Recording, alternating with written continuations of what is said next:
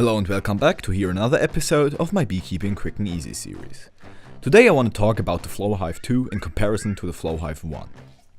A few years ago there was a huge hype about the Flowhive, a hive where you can drain the honey directly from taps. Meanwhile, a Flowhive 2 was presented. It has changed in comparison to the previous model a lot. Humans depend on each other. We care for them.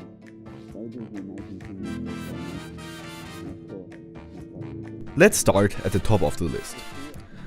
Flowhive has managed it to put on both sides of the honey super an observation window. Next, with the Flowhive 2, a system was introduced which allows to regulate the air supply manually. Another innovation is the integrated stand. There's a version with and without this feature. In the stands are integrated feeds for optimal alignment. A practical add-on in my opinion. But I'm not sure if these little feeds also carry a certain instability with them. The next optimization to the previous model is the integrated table on which you can put the honey glasses under the tap. The table even can be adjusted in height. There were also some technical changes.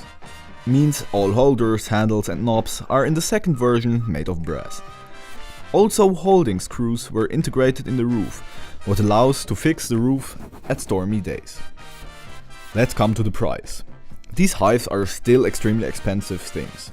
The version without stand costs 670 euro, while for the version with stand 739 euro must be paid. In comparison, the previous version is now available for 549 euros. In my opinion, there are many good improvements. What I still lack are those hoses that are often seen to drain honey without attracting our ladies. Another point is the price.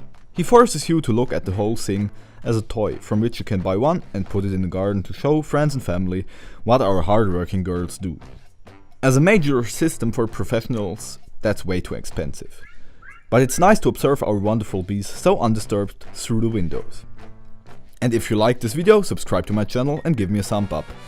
And if you have suggestions for video topics, just write them in the comments. Thanks for watching and see you the next time.